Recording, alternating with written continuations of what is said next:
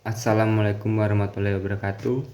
Perkenalkan, saya Alwigian Pambudi, NPM 212201013 dari Prodi Keperawatan Fakultas Kesehatan Universitas Jenderal Ahmad Yani. Saya di sini ingin menjelaskan sel peta buta atau sel eukariotik.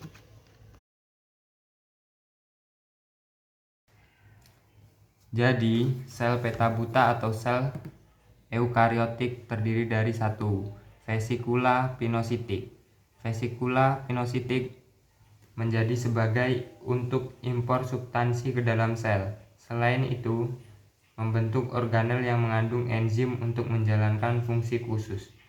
Kedua, mitokondria. Mitokondria berfungsi sebagai tempat terjadinya pernafasan seluler. Yang ketiga, lisosom. Lisosom terdiri atas beberapa fungsi, diantaranya 1. Melakukan pencernaan intrasel, 2. Menghancurkan struktur yang tidak dikehendaki atau autofagi. Yang ketiga, eksositesis, yaitu inti enzim keluar sel. Yang keempat, apparatus Golgi, menjadi sebagai tempat sintetis polisakarida seperti mukus, selulosa, hemiselulosa, dan pektin. 2. Membentuk selaput plasma dan membentuk kantong sekresi untuk membungkus zat yang akan dikeluarkan sel. Yang kelima, vesikel Golgi. Vesikel Golgi menjadi untuk ekskresi terutama pada sel-sel.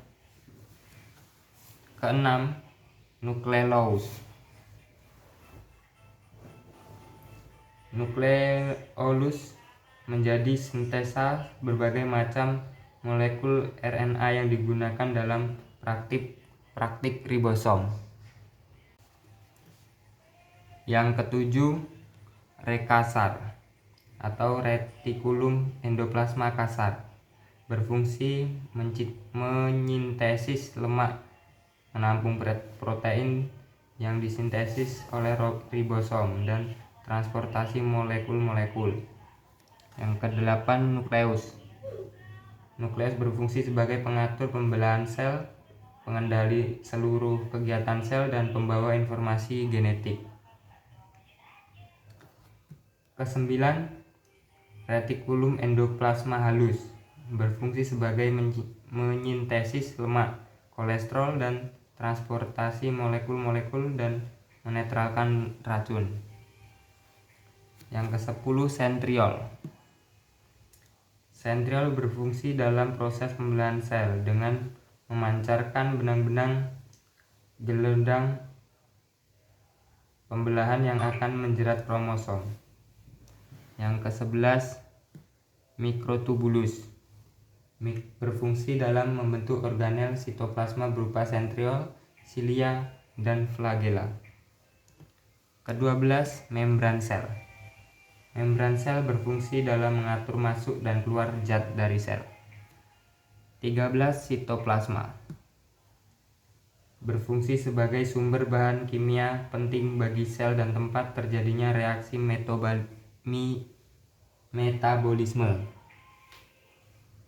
14, ribosom. Ribosom berfungsi untuk sintesis protein.